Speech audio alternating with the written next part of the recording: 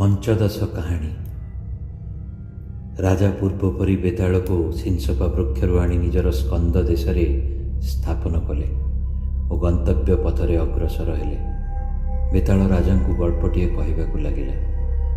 ପୂର୍ବକାଳରେ ନେପାଳ ରାଜ୍ୟରେ ଶିବପୁର ବୋଲି ଏକ ନଗର ଥିଲା। ସେଠାରେ ଯଶକେତୁ ନାମରେ ଜଣେ ରାଜା ଥିଲେ। ସେ ଯଶ ଅର୍ଜନ କରି ନିଜ ନାମକୁ ସାର୍ଥକ କରିଥିଲେ। ତାଙ୍କର ମହାରାଣୀଙ୍କର ନାମ ଚନ୍ଦ୍ରପ୍ରଭା। ସେ ମହାମନ୍ତ୍ରୀ ପ୍ରଜ୍ଞାସାଗରଙ୍କର ଉପରେ ସମସ୍ତ ରାଜ୍ୟଭାର ଅର୍ପଣ କରି ନିଜେ କେବଳ ଚନ୍ଦ୍ରପ୍ରଭାଙ୍କ ସହିତ ଭୋଗବିଳାସରେ ଲିପ୍ତ ଥିଲେ। କିଛି କାଳ ପରେ ଚନ୍ଦ୍ରପ୍ରଭାଙ୍କ ଗର୍ଭରୁ ଶଶୀପ୍ରଭା ନାମରେ ଏକ କନ୍ୟା ଜାତ ହେଲା। ଏହି କନ୍ୟା ପ୍ରକୃତରେ ଶଶିକିରଣ ସଦୃଶ ଜନମନ ହରଣ କରୁଥିଲା। କ୍ରମେ ସେ ଯୌବନ ପ୍ରାପ୍ତ ହେଲା। ଏକଦା ବସନ୍ତ କାଳରେ ଉଦ୍ୟାନରେ ଏକ ଉତ୍ସବ ହେଉଥିଲା। ଶଶୀପ୍ରଭା ସେହି ଉତ୍ସବ ଦେଖିବା ନିମନ୍ତେ ପରିଜନମାନଙ୍କ ସହିତ ସେହି ଉଦ୍ୟାନକୁ ଆସିଥିଲା। ଏଥିମଧ୍ୟରେ ସେ ହାତ ଉଠାଇ ବୃକ୍ଷରୁ ପୁଷ୍ପ ତୋଳୁଥିଲା ବେଳେ ମନସ୍ୱାମୀ ନାମକ ଏକ ଯୁବକ ତାକୁ ଦେଖି କାମ ମୋହିତ ହୋଇ ପଡ଼ିଥିଲା। ତାର ନିଜ ମନ ଉପରେ ଆଉ କର୍ତ୍ତୃତ୍ୱ ରହିଲା ନାହିଁ। ସେ ଭାବିଲା, ସତେ କ'ଣ ସ୍ୱୟଂ ରତିଦେବୀ ପୁଷ୍ପ ଚୟନ କରିବା ପାଇଁ ଆସିଛନ୍ତି, ଅଥବା କୌଣସି ବନଦେବୀ ବସନ୍ତର ଅର୍ଚ୍ଚନା ପାଇଁ ପୁଷ୍ପ ତୋଳୁଅଛନ୍ତି। ସେ ଏହିପରି ଚିନ୍ତା କରୁଥିବା ବେଳେ ଦୈବାତ ରାଜକୁମାରୀ ମଧ୍ୟ ସେହି ବ୍ରାହ୍ମଣ ଯୁବକକୁ ଦେଖିଲା। ତାକୁ ଦେଖିଲା ମାତ୍ରେ ରାଜକନ୍ୟା ମନେ କଲା, ସତେ କ'ଣ ମନ୍ମଥ ନବକଳେବର ଧାରଣ କରି ଆସିଅଛି। ସେ ଫୁଲକୁ ଓ ନିଜକୁ ମଧ୍ୟ ଭୁଲିଗଲା। ଏହିପରି ରାଜକନ୍ୟା ଓ ବ୍ରାହ୍ମଣ ଯୁବକ ପରସ୍ପର ପ୍ରତି ଗଭୀର ଅନୁରକ୍ତି ହେତୁ କିଛି ସମୟ ପର୍ଯ୍ୟନ୍ତ ଚିତ୍ର ପିତୁଳା ପରି ଛିଡ଼ା ହୋଇ ରହିଲେ। ଏହି ସମୟରେ ହାହାକାର ଶୁଣାଯିବାରୁ ଦୁହେଁ ମୁଣ୍ଡ ଟେକି ଚାହିଁଲେ। ସେମାନେ ଦେଖିଲେ ଯେ ଗୋଟିଏ ମଦ ହସ୍ତୀ ବନ୍ଧନ ସ୍ତମ୍ଭ ଭାଙ୍ଗି ପଥପାର୍ଶ୍ୱସ୍ଥ ବୃକ୍ଷମାନଙ୍କୁ ଓପାଡ଼ି ମାହୁନ୍ତକୁ ତଳେ ଫିଙ୍ଗି ଦେଇ ସେମାନଙ୍କ ଆଡ଼କୁ ଆସୁଅଛି। ଶଶୀପ୍ରଭାର ପରିଜନମାନେ ଭୀତତ୍ରସ୍ତ ଭାବରେ ପଳାୟନ କଲେ। ଏହି ସମୟରେ ଯୁବକ ମନସ୍ୱାମୀ ଦୌଡ଼ି ଯାଇ ରାଜକନ୍ୟାକୁ ଦୁଇ ବାହୁରେ ସାମାନ୍ୟ ଆଲିଙ୍ଗନ କରି ଏକ ଦୂର ସ୍ଥାନକୁ ନେଇଗଲା। ସେତେବେଳକୁ ଶଶୀପ୍ରଭା ପ୍ରେମ, ଲଜ୍ଜା ଓ ଭୟରେ ବ୍ୟାକୁଳ ହେଉଥିଲା।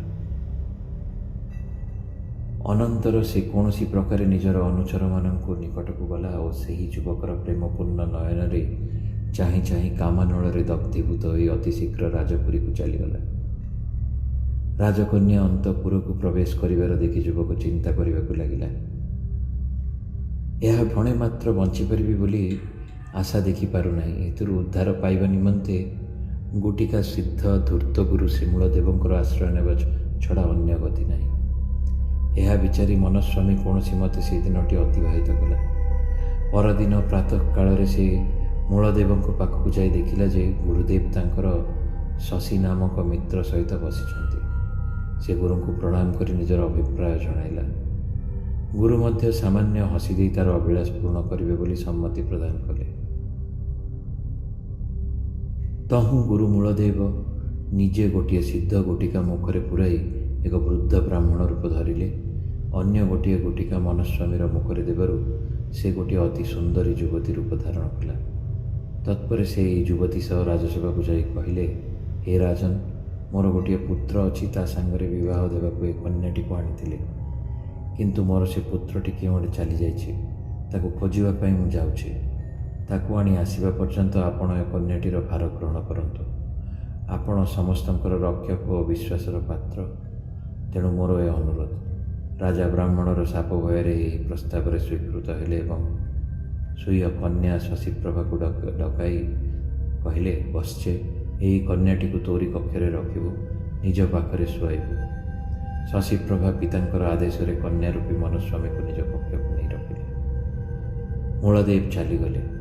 କନ୍ୟା ରୂପୀ ମନସ୍ୱାମୀ ପ୍ରେୟସୀ ରାଜକୁମାରୀ ନିକଟରେ କିଛି ଦିନ ରହିବା ପରେ ତାକୁ ବିଶ୍ୱାସ ଓ ପ୍ରେମର ପାତ୍ର ବୁଝିପାରି ଦିନେ କହିଲା, ପ୍ରିୟ ସଖୀ, ତମେ ଦିନକୁ ଦିନ ଶୁଖି ଶୁଖି ଯାଉଛ।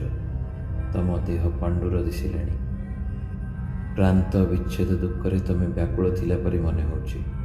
ମୁଁ ତୁମ ସ୍ନେହରେ କିଣା। ମୋତେ ଅବିଶ୍ୱାସ ନ କରି ସତ କଥା କୁହ। ନ କହିଲେ ମୁଁ ଆହାର ଗ୍ରହଣ କରିବି ନାହିଁ।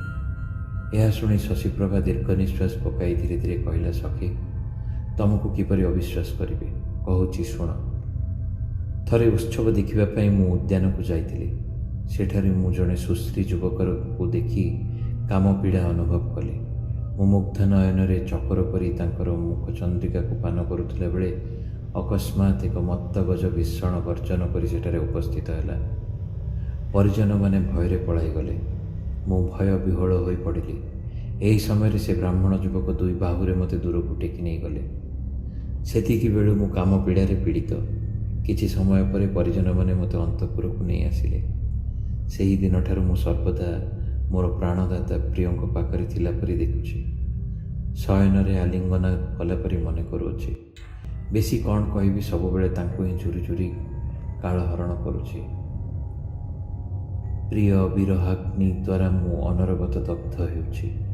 ଏହା ଶୁଣି କନ୍ୟା ରୂପୀ ମନସ୍ୱାମୀ ନିଜକୁ କୃତାର୍ଥ ମନେ କଲା ଓ ଆତ୍ମପରିଚୟର ଏହା ଉପଯୁକ୍ତ ଅବସର ବୋଲି ସ୍ଥିର କରି ମୁଖରୁ ସିଦ୍ଧ ଗୋଟିକାଟିକୁ ବାହାର କରି ନିଜର ଯୁବକ ରୂପ ଧାରଣ କଲା। ସେ କହିଲା, ହେ ସୁନ୍ଦରୀ, ମୁଁ ହେଉଛି ସେହି ବ୍ରାହ୍ମଣ ଯୁବକ। ତୁମକୁ ସେଦିନର ଉଦ୍ୟାନରେ ଦେଖି ତୁମ ପାଖରେ ନିଜେ ଦାସତ୍ୱ ସ୍ୱୀକାର କରିଛି। ତୁମର ବିରହରେ ଆତୁର ହୋଇ ଏ କନ୍ୟା ରୂପ ଧରି ତୁମ ପାଖକୁ ଆସିଛି। ଏବେ ତୁମେ ମୋ ଉପରେ କୃପାଦୃଷ୍ଟି ପକାଇଲେ ଧନ୍ୟ ହେବି।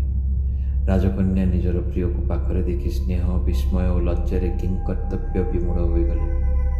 ତତ୍ପରେ ଦୁହେଁ ଗାନ୍ଧର୍ବ ବିଧିରେ ପରସ୍ପରକୁ ବିବାହ କରି ପରମ ଆନନ୍ଦରେ ଏକତ୍ର ରହିଲେ। ସେହି ଦିନଠାରୁ ମନସ୍ୱାମୀକୁ ଦୁଇଟି ରୂପ ଧରିବାକୁ ହେଲା।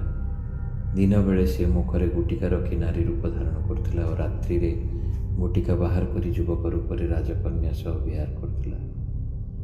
ଏହିପରି କିଛି କାଳ ଅନ୍ତେ ରାଜା ଯଶକେତୁଙ୍କ ଶାଳକ ମୃଗାଙ୍କ ଦତ୍ତ ନିଜର କନ୍ୟା ମୃଗାଙ୍କ ଦତ୍ତାକୁ ମହାମନ୍ତ୍ରୀ ପ୍ରଜ୍ଞାସାଗରଙ୍କ ପୁତ୍ର ସହିତ ମହା ଆଡ଼ମ୍ବରରେ ବିବାହ କରାଇଲେ। ମାମୁଁ ଝିଅ ଭଉଣୀର ବିବାହ ଉପଲକ୍ଷେ ରାଜକନ୍ୟା ଶଶୀପ୍ରଭା ନିମନ୍ତ୍ରିତ ହୋଇ ମାତୃଳାଳୟକୁ ଗଲା ଓ ତାହା ସାଙ୍ଗରେ କନ୍ୟା ରୂପେ ମନସ୍ୱାମୀ ମଧ୍ୟ ସଖୀ ରୂପେ ଯାଇଥିଲା। ଏହି କନ୍ୟାର ସୌନ୍ଦର୍ଯ୍ୟ ଦେଖି ମନ୍ତ୍ରୀପୁତ୍ର କାମ ବାଣରେ ଜର୍ଜରିତ ହେଲା। ମନ୍ତ୍ରୀପୁତ୍ର ନବବଧୂ ସହିତ ଥିଲେ ହେଁ କପଟ କନ୍ୟା ତାର ହୃଦୟକୁ ହରଣ କରିଥିଲା। ଗୃହକୁ ଆସି ସେ ସେହି କପଟ କନ୍ୟାର ମୁଖ ଲାବଣ୍ୟ ବିଷୟରେ ଚିନ୍ତା କରି କରି ମୋହପ୍ରାପ୍ତ ହେଲା। ପରିଜନମାନେ ଉତ୍ସବ ତ୍ୟାଗ କରି ଏ କ'ଣ ହେଲା ବୋଲି ଚିତ୍କାର କଲେ। ପିତା ପ୍ରଜ୍ଞାସାଗର ଶୀଘ୍ର ପୁତ୍ର ନିକଟକୁ ଆସି ତାକୁ ଆଶ୍ୱାସନା ଦେଲେ। ମୋହତ୍ୟାଗ କଲା ମାତ୍ରେ ସେ ପ୍ରଳାପ କରୁ କରୁ ନିଜ ମନ କଥା ପ୍ରକାଶ କରିଦେଲା। ପ୍ରଜ୍ଞାସାଗର ଦେଖିଲେ ଏହା ଏକ ବିଷୟ ପରାଧୀନ। ସେ ବ୍ୟାକୁଳ ହୋଇ ପଡ଼ିଲେ।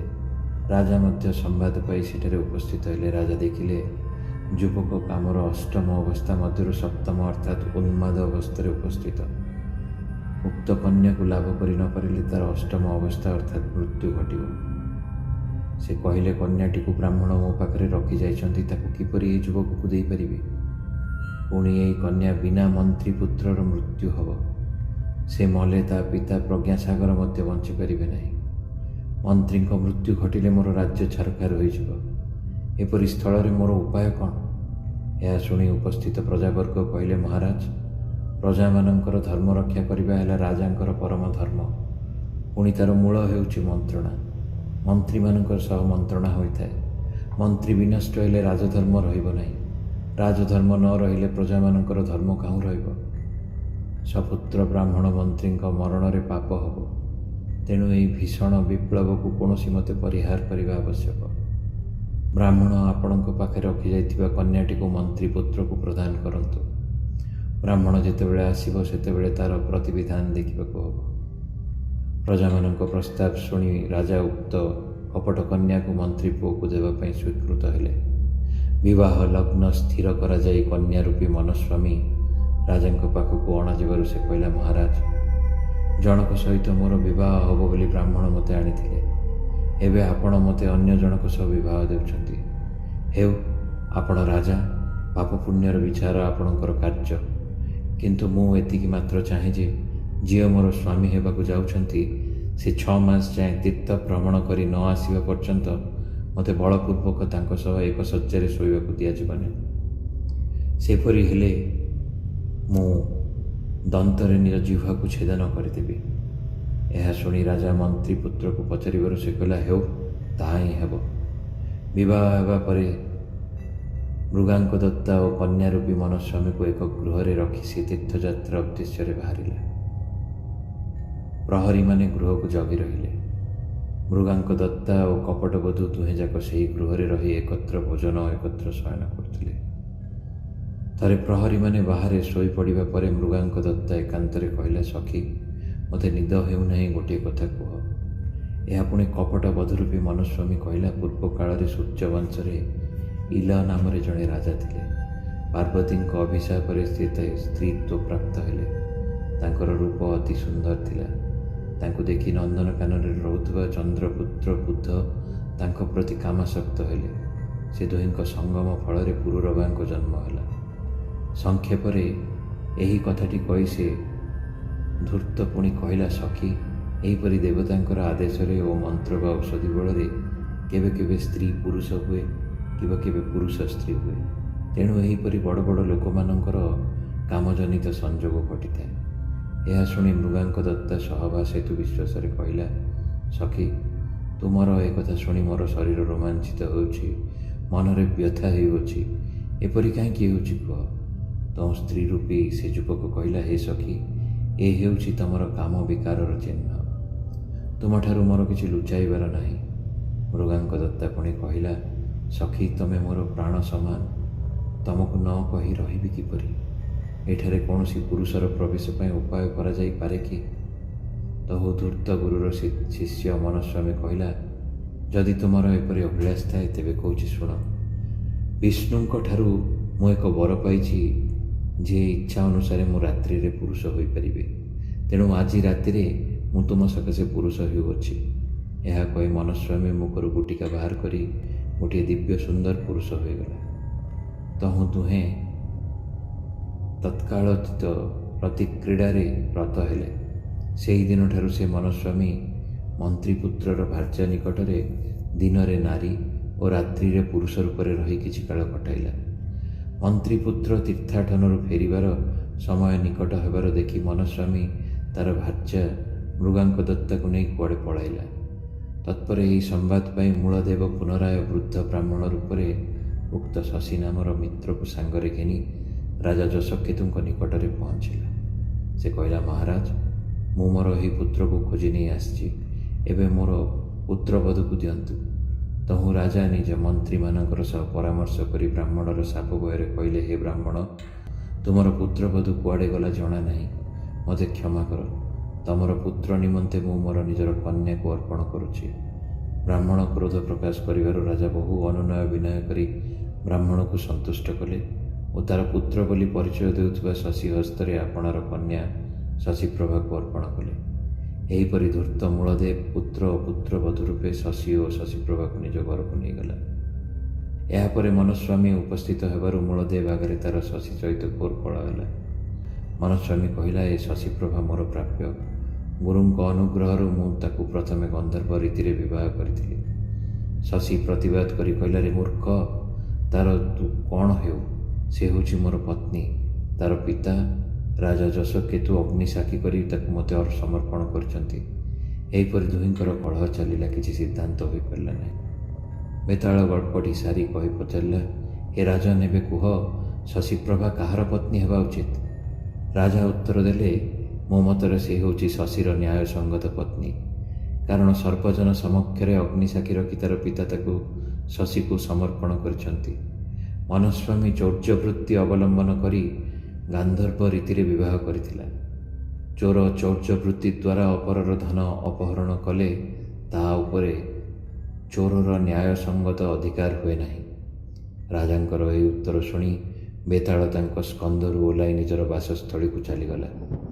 ରାଜା ମଧ୍ୟ ପୁନରାୟ ବୃକ୍ଷମୂଳକୁ ଯାଇ ତାକୁ ସ୍କନ୍ଧ ଦେଶରେ ସ୍ଥାପନ ପୂର୍ବକ ସନ୍ନ୍ୟାସୀ ଅଭିମୁଖରେ ଯିବାକୁ ଉଦ୍ୟତ ହେଲେ।